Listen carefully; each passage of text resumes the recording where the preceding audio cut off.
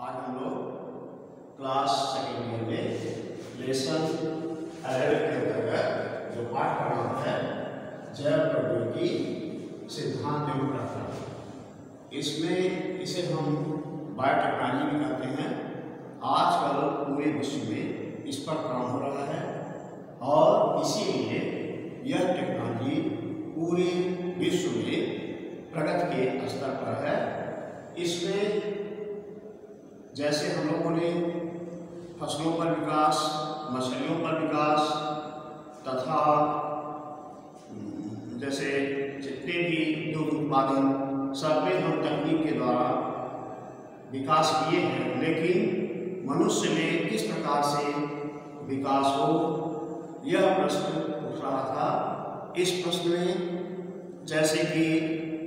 यदि आपको कुछ रोग है, अगली पीढ़ी में वह व्यक्ति कुछ रोगी ना हो या किसी प्रकार की डिजीज ना हो, इसके लिए एक ही उपाय था कि एम्ब्रियोनिक डेवलपमेंट में जो केंद्र के अंतर्गत डीएनए पाए जाते हैं उनके अंदर जो 4 बेस होते हैं, एडेनिन, ग्वानिन, थायमिन, साइटोसिन, जो कि कभी कभी इनमें एबनॉर्मलिटी आ जाती है या रोग हो जाते हैं, इसलिए इनको हटा करके और नए डीएनए में बेस ATGC को जोड़ा जाए तो हम अगली पीढ़ी में सुधार कर सकते हैं। यह विचार विदेशी वैज्ञानिक जिनका नाम था स्टैनले कोहेन तथा हर्बर्ट बोयर सन 1972 में इन्होंने जीवाणु के अंतर्गत देखा कि उसमें इस प्रकार के गोलाकार के जीवाणु में प्लाज्मिड्स पाए जाते हैं और यह प्लाज्मिड्स जो कि काले रंग के होते हैं, यानी ऐसे जीवाणु जो कि प्लाज्मिड्स पाए जाते थे उन्हें यश कारक तथा जिनमें नहीं पाए जाते थे उन्हें यह माइनस कारक के नाम से जाना जाता था। ठीक उसी प्रकार इन्होंने जो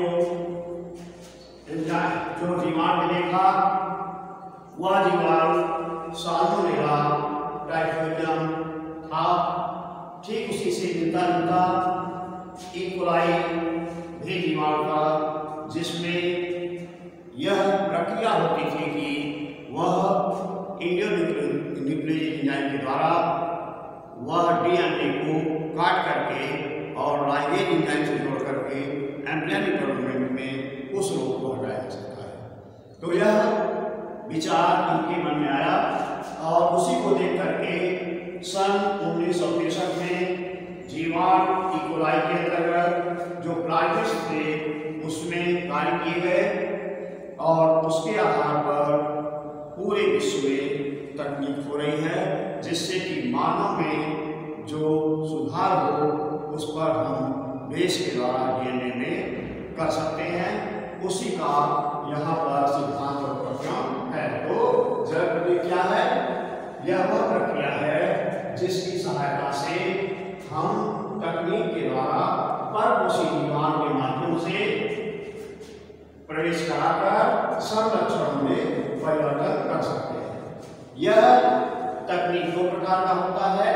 एक पहला जिसे कहते हैं आनुवांशिक तकनीक और दूसरा है जिसे कहते हैं रासायनिक। आनुवांशिक तकनीक क्या है? इसमें डीएनए को जो है परिवर्तन करके रासायनिक तकनीक के द्वारा जो है उन्हें तैयार किया जाता है और रासायनिक में इनमें सूक्ष्म जीव जो होते हैं उनमें जो टीके लगाए जैसे टीका है, जैविक है, एंजाइम्स हैं, इन सब के माध्यम से उनमें परिवर्तन करके और उसे कहते हैं प्रत्युत्पादन उत्पत्ति कर सकते हैं। तो सन 1972 में जो जीवाणु साल्मोनेला टाइफोइडियम में प्लाज्मिड्स को देखा गया, उसके बाद सन 1963 में ई कोलाई जीवाणु को देखा गया। यह देखा गया कि जो डीएनए है कैसे एम्ब्रियोनिक डेवलपमेंट में उन्हें जो एबनॉर्मल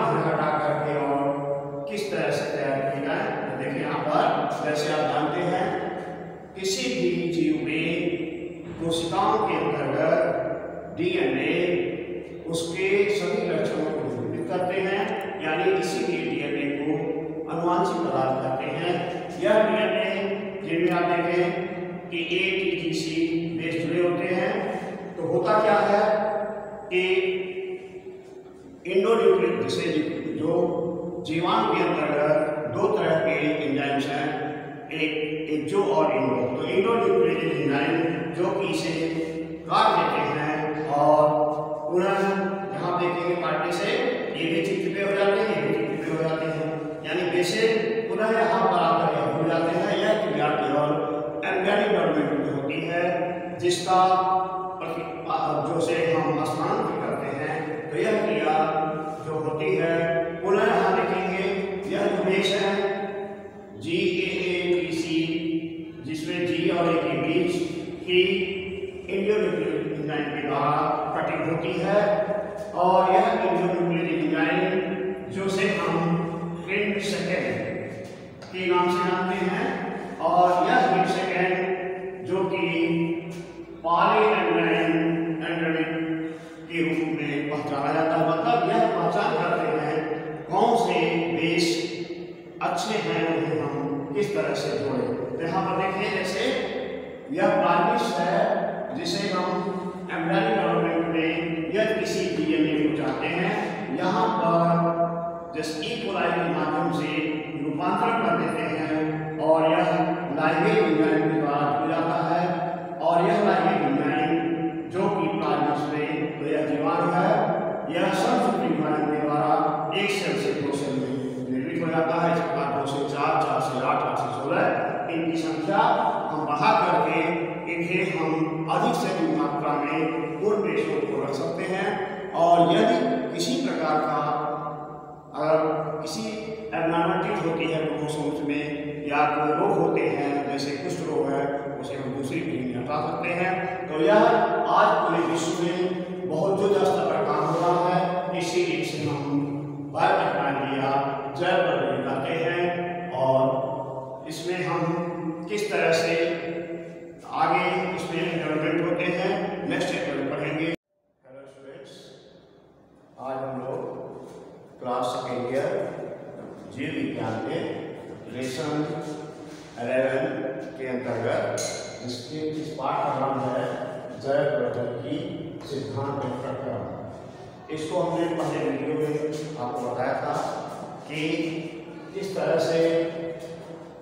जैव प्रौद्योगिकी की तकनीक के माध्यम से पूरे विश्व में काम हो रहा है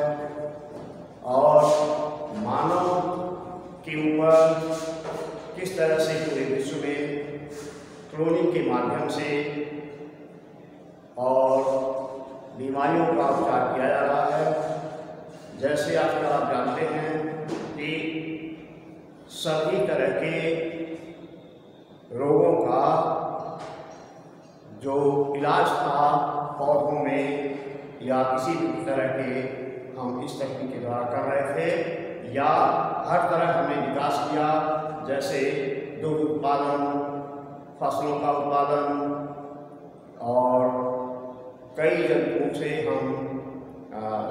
से डेयरी उद्योग आज चल रहे हैं। इसका एक ही कारण था बायोटेक्नोलॉजी, लेकिन मनुष्यों में यह टेक्नोलॉजी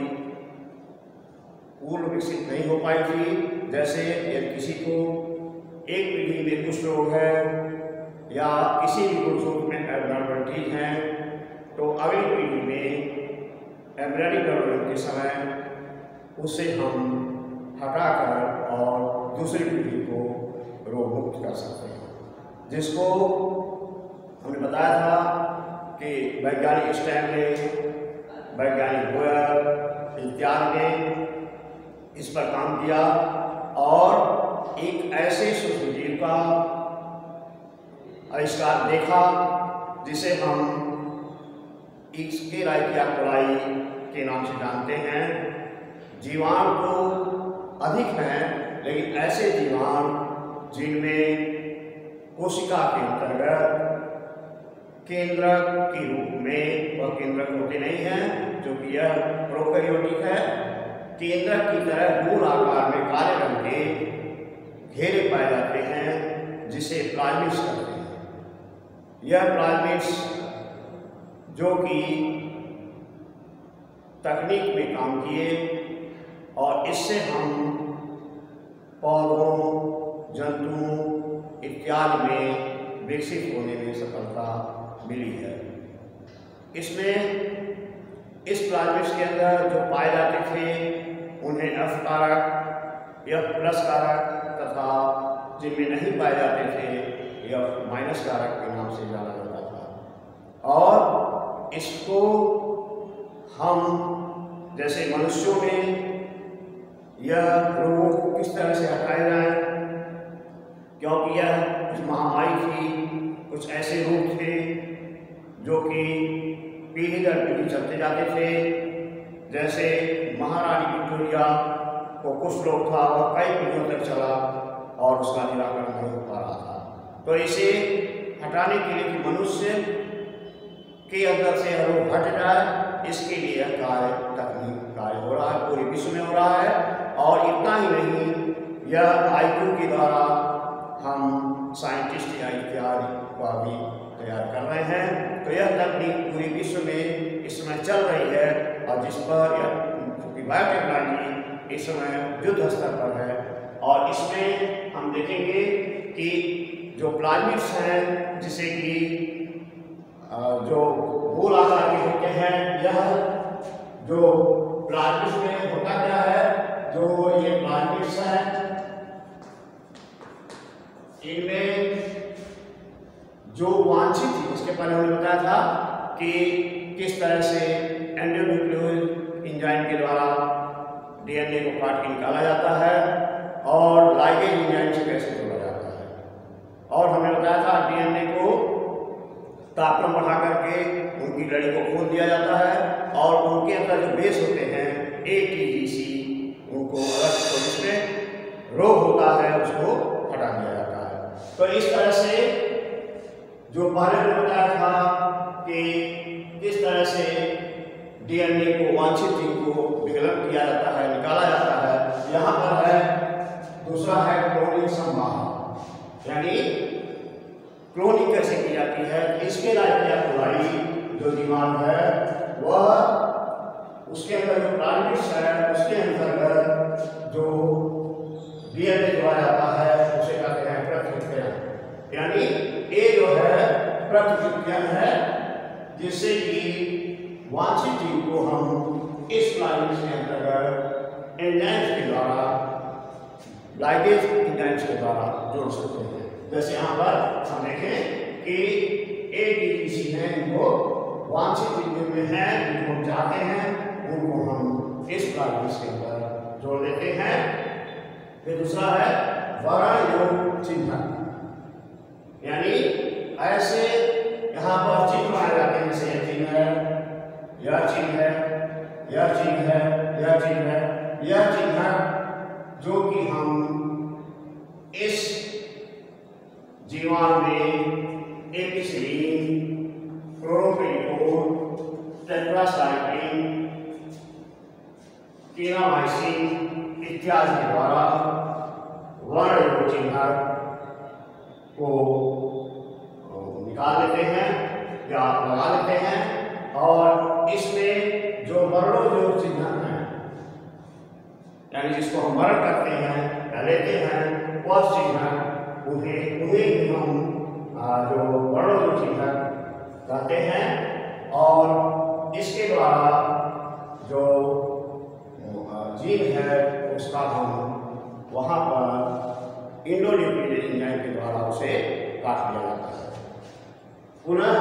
जो तीसरा है इसमें C है क्लोनिंग, जो कि DNA को टेट्रासाइक्लिन के द्वारा क्लोनिंग स्थल पर पहचान लेते हैं, यानी इसके बाद इसमें टेट्रासाइक्लिन पहचान लेते हैं। यह बिना रंग वाली कॉलोनी बनाते हैं। जैसे कुछ ऐसी कॉलोनी जैसे यहाँ है, यहाँ है, यहाँ है, यहाँ है, यह बिना रंग वाली कॉलोनी है, इसे बनाते हैं। और इसके बाद है शरीर में जीन क्लोनिंग संवाहक, यानी जितने भी चाहे पेड़ हो, पेड़ पौधे हो, जंतु हो, उनमें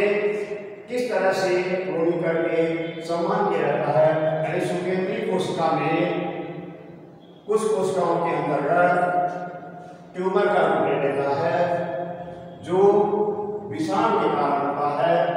और यह अंत में कैंसर कोशिका के रूप में हो जाती है। पुनः सक्षम परपोषी अभिवंधन, यानी सक्षम परपोषी अभिवंधन, ऐसे डीएनए जो कि सक्षम है वह जुड़ सकते हैं, उनको हम अभिबंध कर लेते हैं। यानी डीएनए कैसा होता है, जलवायु होता है, यानी यह जो डीएनए है जलवायु है और टारगेट्स में वांछित जीन को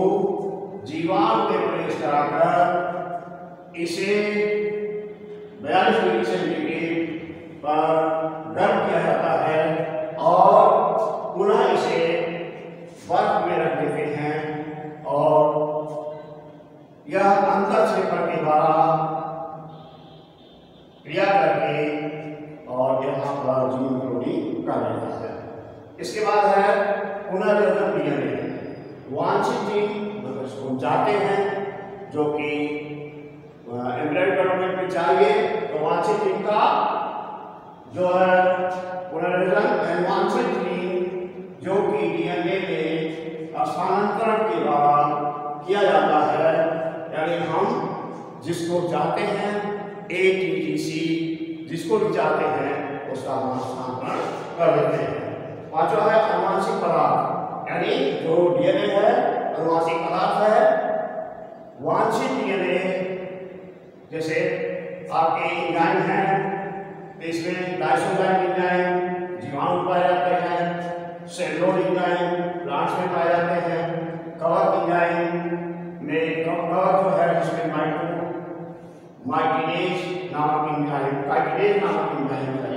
काइटिनेज नामक एंजाइम पाए जाते हैं जो इथेनॉल के द्वारा उसे डीएनए को पतले पतले भागों में काट देते हैं और महीन महीन धागे हो जाते हैं। नेक्स्ट है डीएनए का काटना, मतलब इस एंजाइम के माध्यम से, जैसे पौधों में है तो सेलुलोज एंजाइम, जीवाणु में है तो लाइसोजाइम एंजाइम और कवक में है तो काइटिनेज एंजाइम, ये इसके द्वारा इस डीएनए को काट करके और एंजाइम्स के द्वारा जोड़ दिया जाता है। वह लाइगेज एंजाइम होता है जो कि डीएनए को जोड़ने का काम करता है। इस प्रकार इस ट्रांजिशन में जो वांछित जीन है जिसे हम जोड़ करके और इनकी संख्या को बढ़ा देते हैं। जैसे आजकल PB 322 का प्रयोग हो रहा है और जो एंजाइम्स है जिसे हम कहते हैं हेड सेकेंड या इंडोन्यूक्लियोटाइड एंजाइम का नाम है हेड सेकेंड, यानी जो हेड सेकेंड है वह इंडोन्यूक्लियोटाइड एंजाइम है जो कि डीएनए को अपने बेस को अलग कर देती है और जिसे हम चाहते हैं उसे हम इस ट्रांजिशन के माध्यम से जोड़ लेते हैं और इसे इथेनॉल के द्वारा चिह्नित कर लेते हैं और पुनः जीवाणु में काइटिनेज या पौधों में सेलुलोज या जंतु में या जीवाणु में लाइसोजाइम के द्वारा इन्हें काट के निकाल दिया जाता है। इस प्रकार प्लांट्स के अंदर हम जो वांछित जीन हैं उनको चिन्हों के माध्यम से यहाँ पर ले लेते हैं और आवश्यकता पड़ने पर काट के निकाल लेते हैं और पुनः हम दूसरे विधि में इसका प्रयोग करते हैं। जैव प्रवृत्ति सिद्धांत एवं प्रक्रम, इसमें हम लोगों ने आज हमारा तीसरा वीडियो है, जिसमें फर्स्ट और सेकेंड में हमने बताया था कि जैव प्रौद्योगिकी जो कि विश्व स्तरीय कार्य हो रहा है, और इसमें हम मनुष्य के अंतर्गत जो उनके गुण नॉर्मल होते हैं या उनमें कुछ लोग होता है दूसरी पीढ़ी में ना हो सके, इसके लिए जो वैज्ञानिक स्टैनले और बोयर, जिन्होंने जीवाणु के अंतर्गत प्लाज्मिड्स को देखा और उसमें देखा यह कि न्यूक्लियस एंजाइम पाए जाते हैं जो कि दो तरह के होते हैं, एक एक्टो और एक इंडो, यानी अंतर और एक बाह्य। तो जो अंतर होते हैं वह डीएनए में जो बेस होते हैं उनको काटने में सहायता करते हैं, और डीएनए जिनकी की 4 बेस होते हैं, एडेनिन, ग्वानिन, थायमिन, साइटोसिन। यह बेस किसके द्वारा बनते हैं? वह मैसेंजर आरएनए, जो कि आरएनए में पाया जाता है। आरएनए का बेस है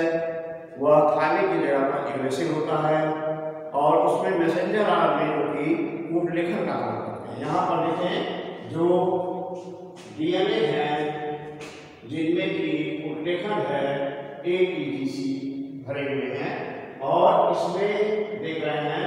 कि जो मैसेंजर आरएनए होते हैं इनका रोल अधिक होता है। तो जो प्रतिजैविक है जिसमें पेनिसिलिन है, जिसके द्वारा हम देखते हैं कि इसमें जो जीन है किस तरह से न्यूक्लियस एंजाइम के द्वारा वह पतले पतले अपने देशों में रख जाते हैं। यह क्रिया जो तापक्रम के द्वारा होती है, तापक्रम के बढ़ाने से, और यह इसलिए होती है, क्रिया इसलिए हम करते हैं कि अच्छे गुण के जो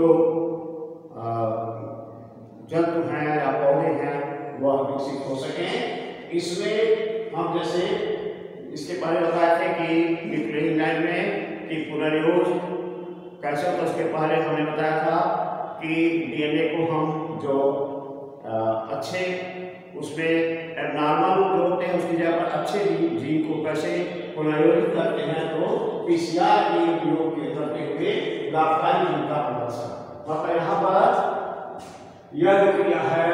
वह लाभकारी जीन के प्रदर्शन का है। जहाँ देखेंगे कि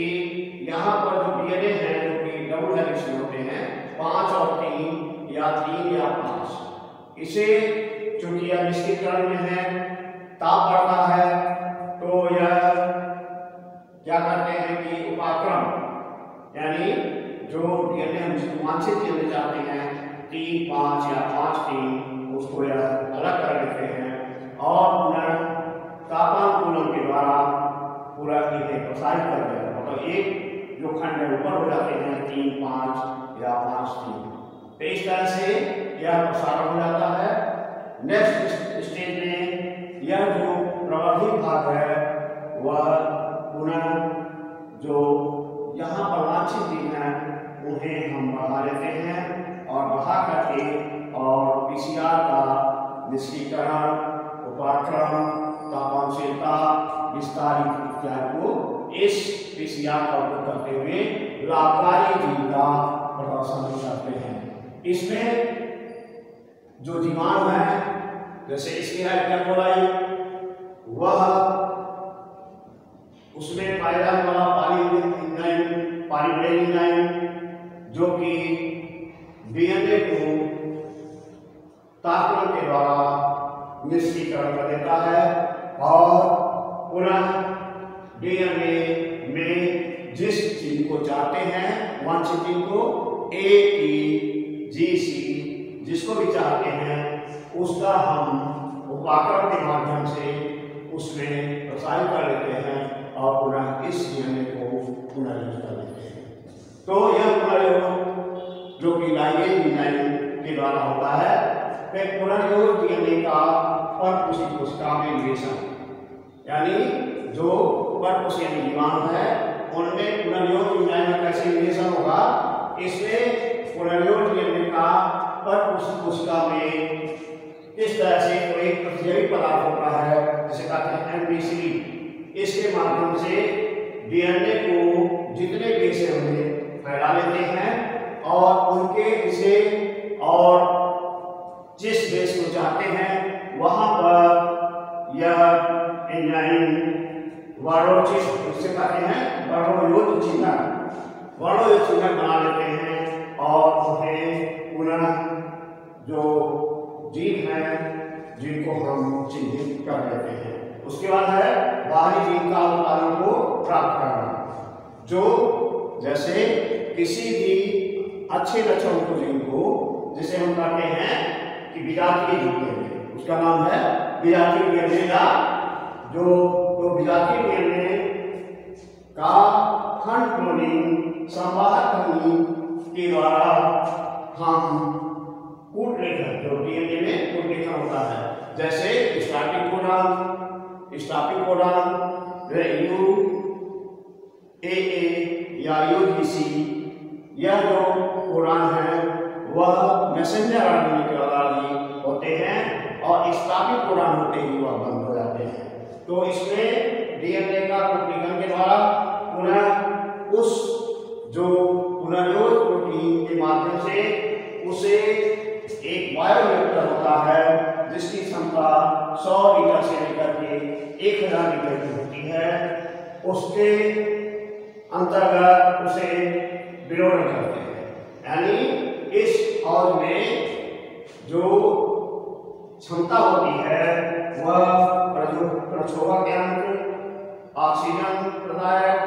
यंत्र, ताप नियंत्रण, पीएच नियंत्रण इत्यादि की सहायता करते हैं और वांछित जीन को हम पुनः जब चाहते हैं उसे इस विनोदन के माध्यम से निकाल लेते हैं। अर्थात इस तकनीक के माध्यम से हम किसी भी वांछित जीन को जिसको चाहते हैं निकाल करके और जिसे हम विजातीय जीन करते हैं और किसी भी जो एम्ब्रियोनिक डेवलपमेंट से हम लोग जोड़ सकते हैं। इसके द्वारा हम उत्तम लक्षणों का प्राप्त कर सकते हैं या किसी रोग को पुनः दूसरे के लिए ना हो सके। इस माध्यम तकनीक के माध्यम से हम इस तकनीक के द्वारा जो डीएनए है जिसमें कि निष्क्रियकरण, उपाक्रम, तापनशीलता, विस्तार के द्वारा हम पुनः योग कर देते हैं। इस प्रकार जो जैव प्रवृत्ति है